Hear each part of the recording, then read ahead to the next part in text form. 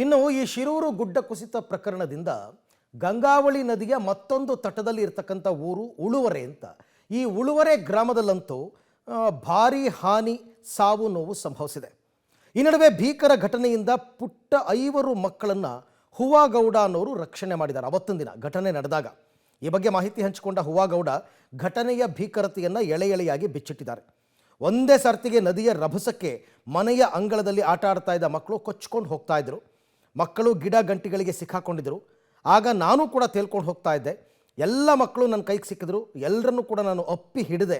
ನೀರು ಎಷ್ಟೇ ರಭಸದಿಂದ ಬಂದರೂ ಕೂಡ ನಾನು ಅದಕ್ಕೆ ಜಗ್ಗದೆ ಮಕ್ಕಳನ್ನು ಗಟ್ಟಿಯಾಗಿ ಹಿಡ್ಕೊಂಡೆ. ಅದರಲ್ಲಿ ನನ್ನ 2 ಮಕ್ಕಳು ಕೂಡ ಇದ್ದರು.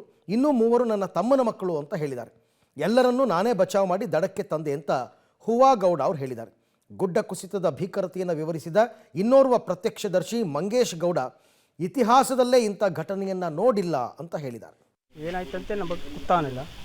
ಒಳಗಡೆ ಇದ್ದಾವೆ ಮಕ್ಕಳು ಬರೆಯುತ್ತೆ ನಾವು ಮಾಡ್ತೇವೆ ಅಂತೆ. ಒಟ್ಟಿಗೆ ನನ್ನ ಮಕ್ಕಳು 7, ಬೇರೆ ಮಕ್ಕಳು 3, ಒಟ್ಟಿಗೆ 5 ಜನವನ್ನು ಬರೆಯುತ್ತೆ ಅಂತ ಇದ್ದಾವೆ. ಒಳಗಡೆ ನಾನು ಶಬ್ದ ಆಗ್ತದಂತೆ ಹೊರಗಡೆ ಬಂದರೆ ನಮ್ಮ ಬಂದು ನೀರು ಕಸ್ಕೊಂಡು ಹೋಗಿದ್ದಾವೆ.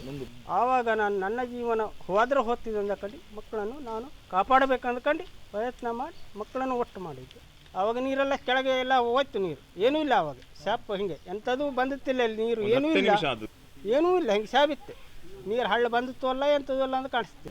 ಜಗ್ಗೆ ಕಲ್ಲು ಇಂಥದ್ದು ನೋಡ್ಕೊಂಡೆ ಇಲ್ಲಿ ಮರ್ಕ ಹೋಗಿದ್ದು ಅಂತ ಹೇಳ್ತೇವೆ. ನನ್ನ ಮಗಳಿಗೆ ಕೈಗೆ ಇಲ್ಲಿ ಹೊರತ ಬಿದ್ದಿದೆ. ಇನ್ನೂ ಕಡಿಮೆ ಆನೆಲ್ಲ